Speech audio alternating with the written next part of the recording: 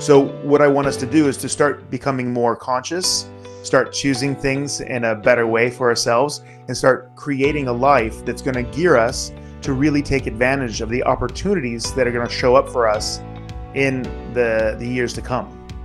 This podcast is brought to you by The Integrated Human. We work up, down, inside out to plug yourself into your potential. If you want to see what we are up to and what's next, sign up to our newsletter or follow us on social media. If you like what we are doing, we really appreciate it if you can like our post on social media and YouTube and help us grow.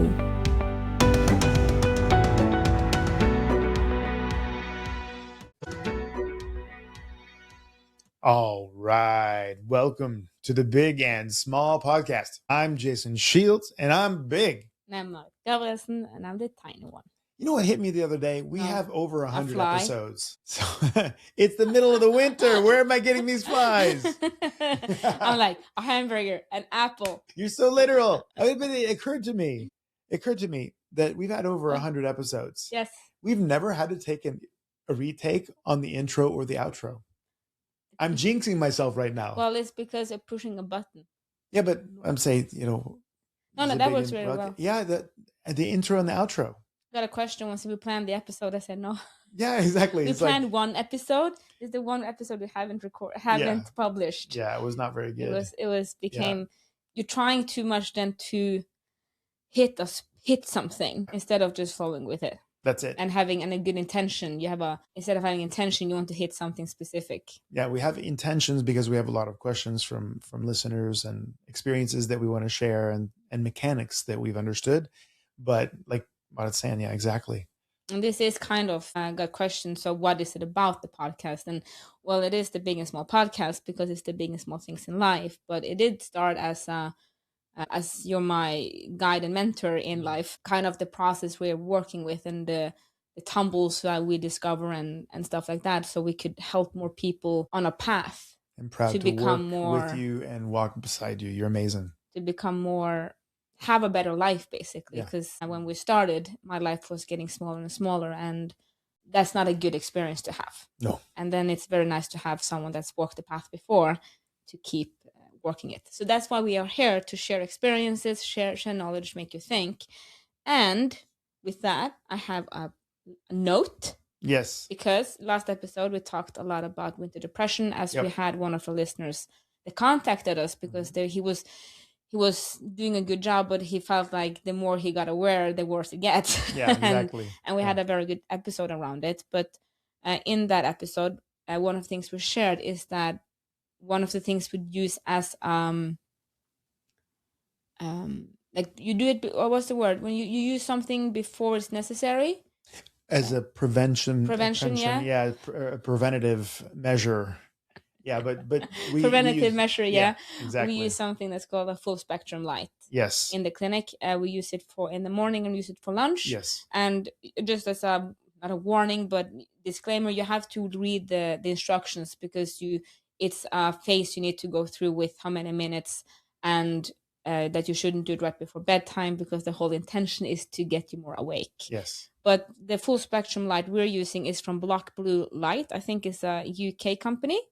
It's called Bio Light Panel, and it's the full spectrum light that we're using.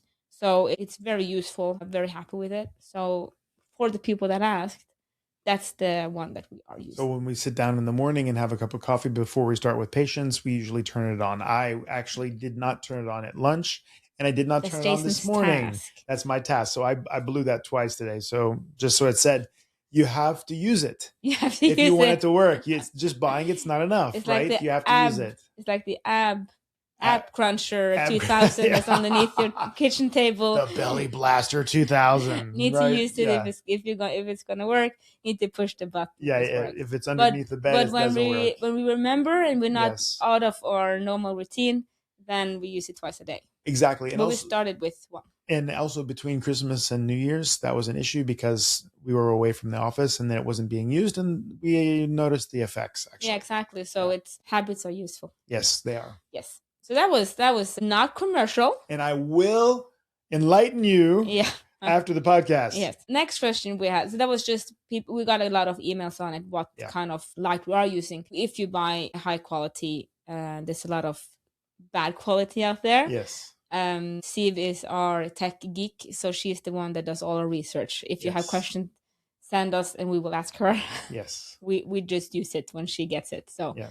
But before that episode, we had was last episode before Christmas. If you listen to it, you should, because it was very fun. Jason came in with hands over his head, coming into the clinic saying, "They've proven it. They've proven it." I'm like, "They proved what now?" And that was that consciousness comes first. Yeah. Well, it wasn't that they proved it, but that there's a quantum physicist. That's Norwegian. Really, I think that's pretty cool. Yes. That works in Uppsala, the university in Uppsala, that has now written and described the fact that pure consciousness, comes first with the mathematical model. Now, proving that's something else. Yeah, okay. But at least now there's a framework that is mathematically based that actually is giving us a little bit of a ladder to climb in relationship to understanding ourselves and the universe. Because if you have followed the development of science, if you have any experience with science at all, basic sciences, physics, or you just like Neil deGrasse Tyson, your personal astrophysicist, he has a great podcast called Star Talk, which I always enjoy listening to. And I don't agree with everything they say, of course, but I think that they bring so much interesting stuff forward. But you'll notice that in the old days, you had religion on one side and you had science on the other. And science is basically holy mission, because it's called scientism now, because there are people who still put religion and they put science on two different sets, or two different ends of a scale. But they're not a scale at all. They're not actually anything other than science is searching for truth. And then both science and religion must adapt to each other as we become more knowledgeable, right?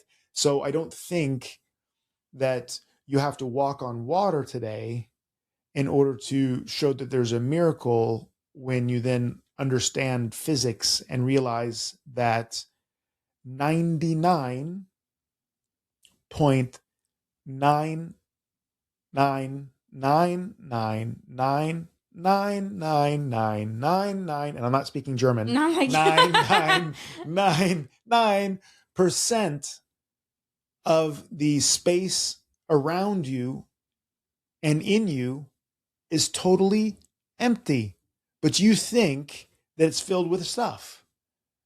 Explain how that's not a miracle, that you never actually touch anything. This is our normal lunch conversation, guys. The electron shell around the atoms in your hand and the atoms in the chair are like magnets. So if you ever had a magnet when you were a kid and you have the minus and you can't put them together because they kind of like repulse, that's literally what happens. You actually are never in contact with anything, because the closer your hands get together, the more they repel. So you think they're touching, because the electromagnetic signals from this stimulate the receptors in your skin and send other electrical signals up through your nervous system into your freaking brain that can't see or experience anything except for electricity. And it then imagines the fact that your hands are touching.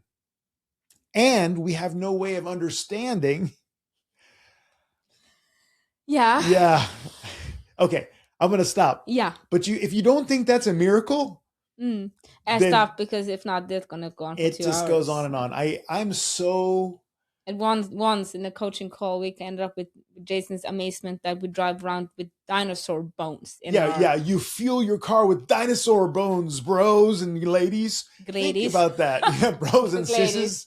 I don't want to call them sisses, bros and ladies. Yeah. Yes. Like you literally fuel your car with dinosaur bones. Explain how that's not amazing. Exactly.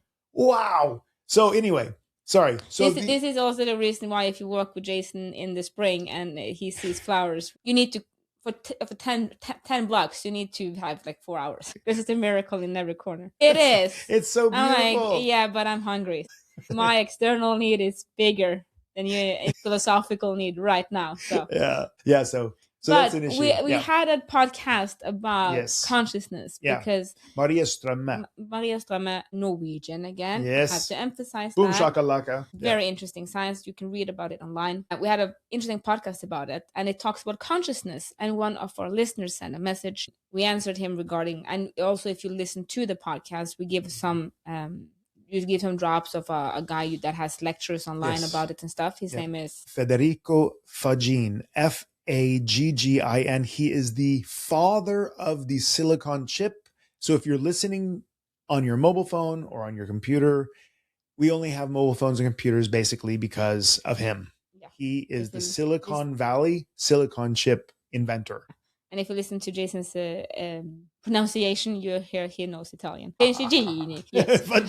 Northern Italian, by the way. I'm very Italian in my body language. But I don't speak it that well.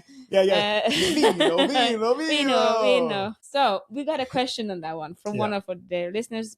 So he asked, could you explain the concept of consciousness and what pure consciousness is in that respect? Yes, I can. And this is a guy that's been to the flow states where Jason teaches the structure of consciousness, where pure consciousness is the top level and where we go when we meditate. That's correct. Very good. So now I need to ask for permission to try to establish some baselines so that we understand each other. I realized at one point that the more I learned about quantum physics, it looked and sounded like the descriptions of internal processes and transcendent meditations from mystics and yogis, from Christian mystics, from Islamic mystics, from mystics in Hinduism and Buddhism, whether it's Nepalese or Tibetan. It all leads back to the same descriptions of a grand nothingness, no thingness, that then becomes potentiated or basically wakes up into an everythingness, but not yet a somethingness. Now listen to those words again. Nothingness wakes up and becomes a potentiated or a potentiated. You have to bring that down to our word. Field of possibilities. Of everythingness, but has not yet become a somethingness, meaning that it has not created a particle or any of that. And just a description, description there, but it's not nothingness. It's no, and is no hyphen thingness. Thingness. Exactly. It's not nothing. Exactly. And that's if you listen and you think it's an odd pronunciation, because that's something I reacted to back in the day. I'm like, why can't they say nothingness? Yeah. It actually isn't. It's not nothing. It's not nothing. It's no. Exactly. So the pronunciation, that's why it sounds a little bit odd, maybe. Yeah, exactly. If you're not used to this kind of, I wasn't, at least. I'm like, It took me a couple of years before I understood, and then I saw the spelling. I'm like, that makes sense. Yes, and this no thingness state is that state of pure consciousness. It is the state of the singularity, the moment before the field, the unified field, that called field of source all somewhere. Source. Some people call it source. Some people call it 0 point field. Some people call it Shiva. Some people call it the thing that came before the ground luminosity. So in Buddhism, there's like one of these Zen koans. It's like, okay, the many become three, and the three becomes one. What then? What does the one come from? And that's the answer. Yeah, we kind it's of the no thingness. Yeah, it's like, how do you say that? Yeah, you should watch YouTube to get that facial expression. But when we had actually a very interesting teaching session with you, and me and Steve on Saturday. Yeah. We went through the structure of consciousness, because it's at the end I was like, well, this is, sorry language, but it's fucking much. I'm like, what the how? And I'm like, and then he said it's a universal principle. I'm like, or structure. I'm like, it's universal. That explains it. It is huge. It's not that I kind of can't get everything in 1 hour. It makes sense. It's universal. Exactly. But in that we kind of, when we described exactly this, and we kind of at the picture, if you, and it's a horrific picture, but it also paints it quite good, I think. And that, when you watch movies and you hear a big bomb, you can see it, and but it's this time after that's just nothing. There is nothing, and then the sound and waves and everything comes after. But that's kind of what the sound. It's that anticipation of. Yeah, it's the anticipation. It's not even a sound. It's it's empty. Yes, anticipation. Exactly. Well said, because there is awareness. There is pure consciousness at that point. And that's why, unfortunately, like if you look at the testing of the atom bomb, it is a good picture because you see it, but there's a moment there where you just wait. Yes. Because there should be a sound of wave or something. Yes. But nothing has. And then you just have the anticipation of what's to come. Exactly. And the question mark. Exactly. And this is an interesting thing, because you can either reach pure consciousness, like Dr. Joe Dispenza does, which he usually creates. He has you focus on the self and then the space around the things, and then he takes you out into the universe, and then he takes you further in the universe. Yes. And you can see, and then finally you disappear, and then you're in contact with the universe, and then you even let that go. And then in that moment you have this 0 point field, you have this Shiva, you have this nothingness, you are in that moment. You can also go inside, because as you have your body, and then you have your organs, and then you have the different kinds of tissues, and then you have the different kind of molecules in the tissues, and then you have the atoms in the molecules, and then you have the electrons, neutrons, and protons, and then you go even deeper and you have quarks and leptons and all of this, and suddenly you get into exactly that nothingness. You transcend, you go beyond all of the physics inside, and that's called transcendence. So meditators often transcend, and some people will go one way or the other. So you can choose. It doesn't matter, because it's all in one field. Now, this is the thing. When you are in that 0 point field, it is not somethingness, which means there is something. Exactly. It literally is nothingness, meaning that there's no time, there's no space, there's no gender or a profession or a sounds. All of these things in this state don't exist.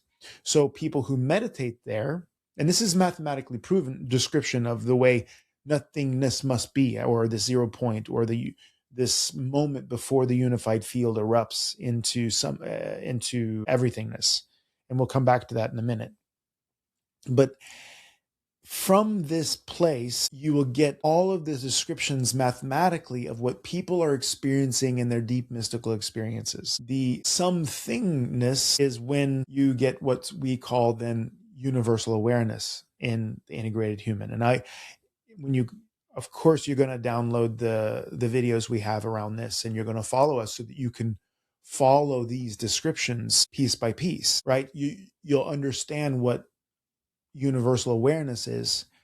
And when you're using the methods that we're teaching you, you'll find nothingness. You're going to go back to that pure consciousness. And from there, you can make massive changes in your physical activity, your mental construct, your emotional fields, so that you become more and more powerful in your manifestation. And you're like, well, what does pure consciousness have to do with manifestation? If you've listened to me before, and you listen to Federico Fagini. Yes. Federico talks about you being a part whole, meaning that each one of us is a representation of the entire universe, which would then also be in agreement with our universal awareness concept that we talk about, right? But that's then somethingness. You are somethingness in the universe. Awareness requires something to look at. Yes. Also. So it's kind of... Yeah, it will naturally create that, right? Exactly. So manifestation, it manifests you so that you can manifest. So it's literally just like an echo. We are echoes of the unified field. We are echoes of the universe, creating the universe, us creating our lives. Isn't that cool? It's like a fractal. It's very frustrating. Yes. Because when you say it like that, you just this is kind of where I get annoyed and fucked up, and that is that when you say it like that, it's just to find a button and switch it, Yes. and then everything should change. But then that's where the genius of the structure of consciousness comes in, because then you understand that, yeah, but you have childhood traumas, and you have I call it now subluxations in your life. You have frame clashing and belief system that doesn't fit. So you can be very clear up there, and then you're going to manifest it down here, and it just doesn't fit. Exactly. And it's like, I could, give the structure of consciousness out and basically name it why your manifestation doesn't work and how to fix it. Because people are getting stuck in these different layers of manifestation. It would be like the unified field starting to manifest and stopping at the level of the proton, but never discovering or developing into an electron. Makes no sense. Oh yeah, damn, I forgot to invent photons. There's no light. Let there be light. I don't think so. Joke's on you all, right? The universe has to go through certain layers of manifestation in order to create all of this. And so do we in our lives. We have to understand what those layers of manifestation are to get the life that we want in the world. Now, talking about full circle, the universe manifests itself from the unified field, or is manifested. And then we are created to manifest in the world again, back. It's like feedback loop. And then we are involved in this revolutionary evolution of matter and relationship and all of the different layers that this pure consciousness is becoming aware of and experiencing. It's amazing. A little bit fucked up. It's so much. It's so much. It's so much. Right. So, I just going, okay. Exactly. It fits with the experience I've had. Yeah. Good. Exactly. Yeah. Yeah. I recognize. Check. Don't know what the fuck he's talking about, but I recognize. Check. Like photons. What the fuck's that? Yeah. Exactly. Light. Light. Thank you. Yes. So that's exactly right. So we are a part whole of this field that everything arises from, meaning that we are that field, and we are the structures on top of the field coming through our physiologies. Remember, I told you you could transcend and go all the way to the unified field that way inside, right? We are built up literally moment by moment by these energy particles phasing in and out and becoming molecules and becoming us. And physics actually has a rhythm where we literally phase in and out of reality because of quantum flux. I don't know how many times it is a minute. I've forgotten the number, but there is an insane, wonderful, miraculous, weirder than you can think process around the manifestation of the universe and us manifesting in the universe. It is absurd. Like I said, if everyone wonder, this is one of the big things in life. Yeah. Not the small things in life. Yeah, this is one of the big ones. Yeah. And this is not something you understand once. You have to rediscover and rediscover and rediscover and rediscover, because every time we have this type of conversation, kind of it's more of a layer coming down. And you had this story about the Buddhist that was asked how long does it take to become enlightened, and he said, look at the mountain and you imagine a dove flying over a dove.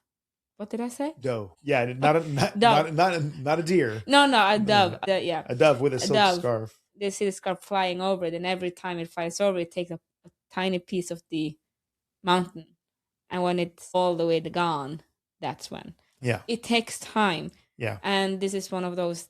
Every time we talk about it, it's just like a stroke, but it's this is big. Yes, and interestingly enough, now. Again, it's weirder than you can imagine. The same thing with Zen Buddhism. So the picture of how long it would take that silk scarf to wear away the mountain, right? It's so vast.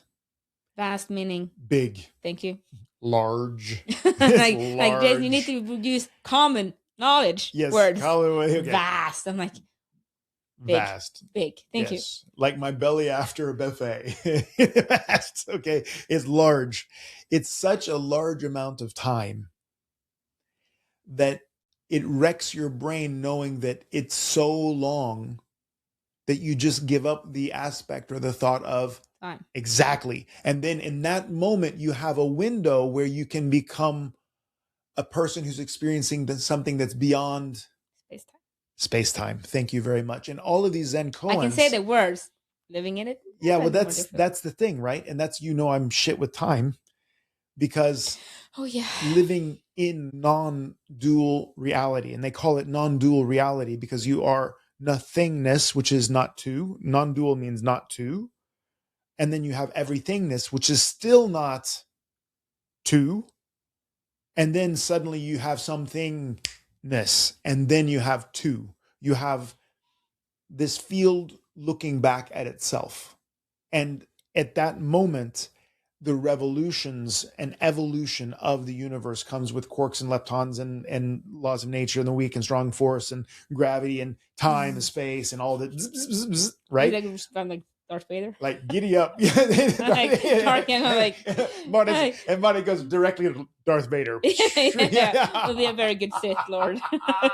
Yeah, I'm like, I need to bring it down. I'm like, no, it's too big again. Let's bring it down. Too big, Sith Lord. Well, you said good and bad force. I'm like, Darth Vader. No. Strong and weak force. Strong and weak force. Not good and bad force. Yeah, it's different. I also have a dog right now that they call him Darth Doggo because he's a little bit older and it's cold, and then so he sleeps in the bed and his chin tucked, and then he's like Doggo. That's funny. That's really funny.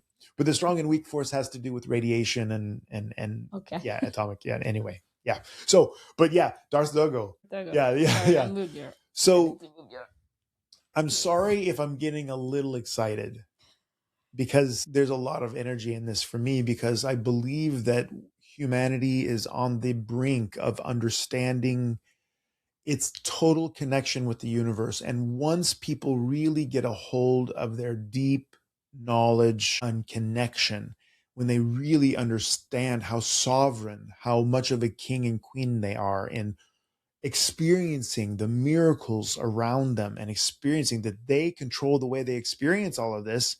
And if you haven't come to a flow state, you don't probably actually understand how much power you do have. Well, I don't think in one flow state is enough either. It's, you discover it more and more. Yeah. But I think, and that's where your passion comes from, is that you see everyone as connected and you wish that for everyone else. In a life that we're living now, we've never been less connected. Yeah. And when everything comes from one source, one pure consciousness, one consciousness, that we fight as much and are disagreeing as much does make sense from that perspective. But then you have to think about that we have all of our mothers and teachers and preachers, and we have all of our trauma, we have all of our belief system that is our puzzle to figure out. That's why we put here. As I'm saying, I'm playing a video game. I just forget sometimes that I'm in it. Exactly. And what kind of, I'm not a gamer, but you have different kind of mods. Yeah, you can get mods on your weapons. Yeah, but you have different kinds of abilities. If you play, what's it called? That's the game with the Mario Kart.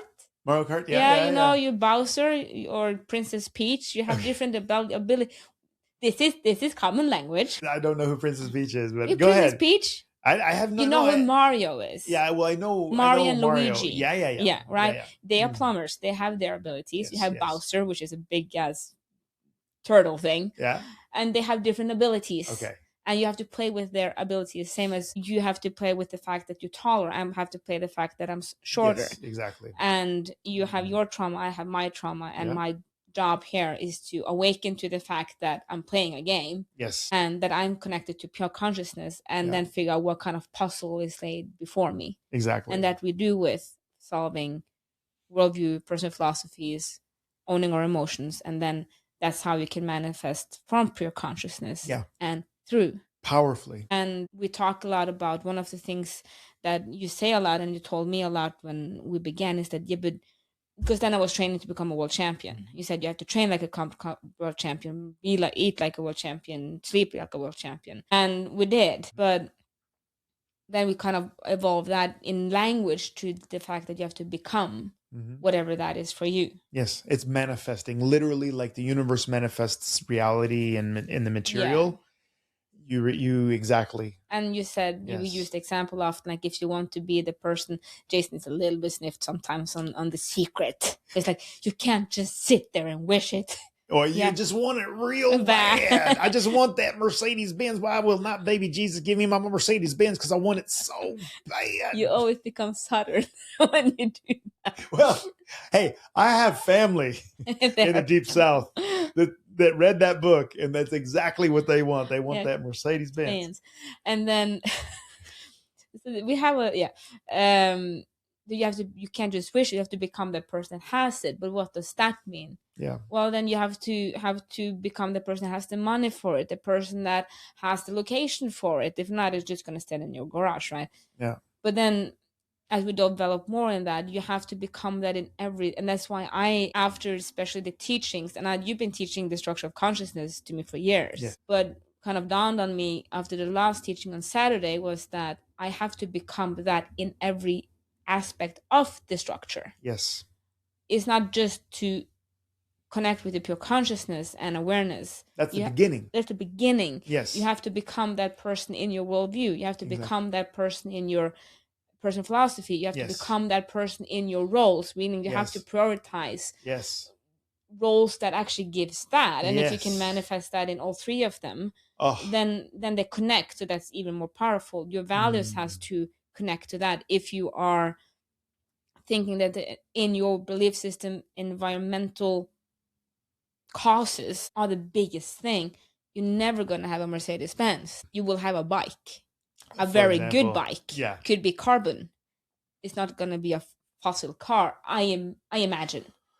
So your value system has to be there, and then your emotions has to be, you should have excitement and joy and the ability to convert emotions into a direction with these into the body, and then you can go to the store and say, hey, I would like that car, please. Exactly. It's just saying it's a lot of work. Exactly. It's a whole lot of process. Many, I just look, when we really was looking at it, was just very interesting that I just realized I've been looking at the becoming as a thought and doing, but you have to become that thing if you want to manifest in all spectrum. And that's why I realized a course, for instance, that forces focus is really smart, because it focuses you on becoming that thing, at least for that period of time. Yeah, and also it takes away some of the blockages that are difficult to see for yourself, right? Because when you go through these processes at the flow state, for example, you actually are able to touch things that you otherwise wouldn't be able to touch by yourself.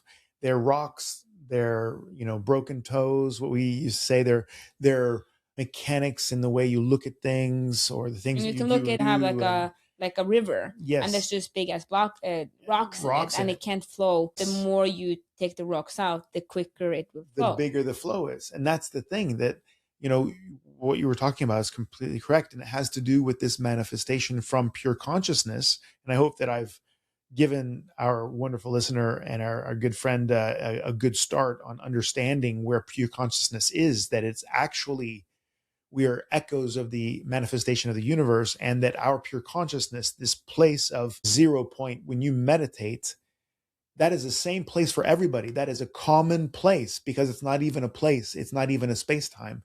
It's beyond the space-time. And pure consciousness and consciousness is the same. It is the same, yes. Right? So yes. There's not confusion there. Well, pure consciousness gives rise to consciousness, right? Yeah. Consciousness can sometimes be, you can be self-conscious and then you're just locked in yourself, but consciousness in general, yes. And pure consciousness, the way that we're looking at it in the quantum physics way, is the same thing. It's the same, yeah. And I loved what you said about having to become that thing in every one of the levels of consciousness, the structure of consciousness, all the way down. And that's correct. If you have a clean channel, which our Mihaly Csikszentmihalyi, the guy who kind of originated the concept, the name flow state, he realized that if you put a person in a situation where they are excellent, like let's say that you work in a factory and you make license plates, and you've been making license plates for 25 years and you are just on it, but you have too little to do. Interestingly enough, because you have time to be conscious other places, you're not engaged, you're not in flow state. But if I give you let's say that you normally make 50 license plates an hour, but then suddenly I gave you an absolute order that you have to make 150, and it's on the edge of what's possible. Like, it's possible, but it's just on the edge. You will automatically drop into the flow state because you've already established the channel through awareness and worldview and your personal philosophy and your emotions and roles and emotions and your body. You go all the way through. You've already manifested a channel from pure consciousness down in that excellence. You know how to do this. You know how to do this thing. It is in order. That's part of becoming a master in something. You have that sometimes. If you look at, I'm always amazed if you have kindergarten teachers. Yes. The chaos of dressing kids. But you can go, just go boom, boom, boom, boom, boom, boom, boom. I'm like, I would be there screaming it with the kids. Yeah, exactly. It's like, what? Get over here. What are you doing? Exactly. And they're just like, boom, boom, boom. Where's and everybody's dressed. Yeah. Because you looked at it, mothers that have a lot of kids. They just, and then the dad tries and it's just chaos. But the mother is just knows where everything is, where everything goes, where quirks every kid have. Mm-hmm. Like when you have to pet on the head. I don't know. I don't have 4 kids, but but you do that with everything, right? Exactly. And when you're excellent in that one thing, that's the process of mastery, is cleaning a channel in these different layers of consciousness. When you have then enough energy around it and you have to be completely focused, then you get the flow state. Now, how to get the flow state everywhere in your life, that's actually a more of a thing. Then you have to really do some widening of the channel. It can't be just in that one situation.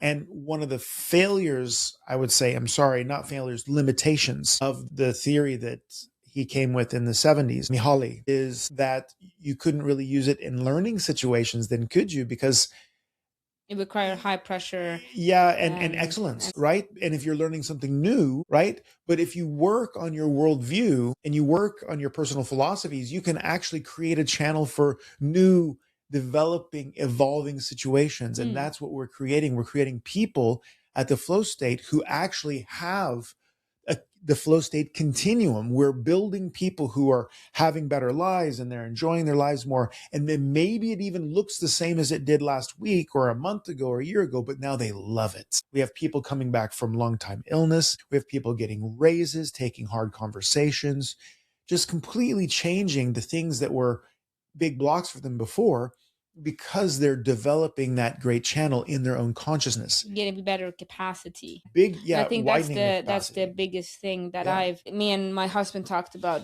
before we round off here, but me and my husband talked about anxiety yesterday, and that's actually a conversation because I was disagreeing he had listened to another podcast about what anxiety was. Yes. And I disagreed heavily with what that guy. Fun. I was not happy with it. I'm like, I know I've lived in that shit. I'm molded by that thing. Yeah, exactly. Don't come to tell me that that's what that is. Batman Returns. But what's the point? The point was that I said I would say that the work is about you get a bigger capacity. Yes. You become aware, so it doesn't take that much energy, and you build capacity over time so you can take a bigger and bigger load. Yeah. But especially with emotions, and if they're the depleting one like anxiety, they never go away. Yeah. Like you have, of course, periods without it. It's not like you have it all the time, but I don't think it's possible to get to a state where you never feel it, because I'm still human. Mm-hmm. I don't live in pure consciousness. I live in this body, and it's on the bottom. Yeah. And you have the mods you've been giving is the mods you've been giving, and you can add to them, but completely take away, maybe not. So people are really expanding their, I see that in myself, and the way you teach is that we expand the capacity of what is possible. And there's something that Siv talks a lot about when she teaches, is that if you can't even imagine it, then it's impossible. But I noticed that I didn't have the imagination to even imagine. With the teachings that you and Siv are doing, I see that my imagination is developing. I'm becoming more imaginative of what would be possible. And you're manifesting it. Yeah, because you can imagine it, but if you can't imagine having that thing, you can't even go there. Mm-hmm. Exactly. You can't build it if you can't. And it's not even about see even dreaming. It's so bad that if you can't even imagine you sitting in that bathtub with a TV show. You can't do it. It's impossible. And this is interesting, my friends. One last thing around this, and that is that everybody has periods where they're in the zone. They're feeling just righteous. Everything's clicking. That's when you say if you want something done, give it to a busy person. Yeah, exactly. Yeah. Because if they're in the flow, it will if you're in the flow, you're it just gonna because you can't take me out of it. Exactly. Just add it in here. Yeah, bring it. We fix it. And that's the interesting thing. Because my question to you is, get in the flow, you're in the zone, and you're rocking and rolling. What kicked you out? What kicked you out of the flow? And that's what you take away at the flow states. You take away the triggers and the paradoxes and the conflicts in the inside that stop you when you're rolling. They stop your roll, Don't let them stop your roll. Figure out what it is that kicks you out of the channel. Make your channel wider, and then become unkickable by cleaning it out. And that requires work from pure consciousness. That often also requires a very strong energy field. And when I say energy field now, I'm talking about more of a personal energy. Because if you're going to confront something that's difficult in your life, or you're going to actually get deep enough inside yourself to actually be available for the things that are conflicts, then you have to feel like you're ready for that, right? And when you're in an environment and in a community where people are powerful enough to support you getting there, then you know you've landed in the right place. So, flow, my friends. Be like water, as Bruce Lee says. Remember, you matter. Unless you multiply yourself by the speed of light squared, then you're energy. But if you can't be energy, matter. Thank you for listening to our podcast. We hope you felt we added something to your day and hopefully your life. If you want to learn more, subscribe to our newsletter and find us at integrated-human.com. That is integrated-human.com. Integrated Human on YouTube and other social media platforms. Have a great day and thank you again for listening. Love, light, and upgrade from us at the Integrated Human team.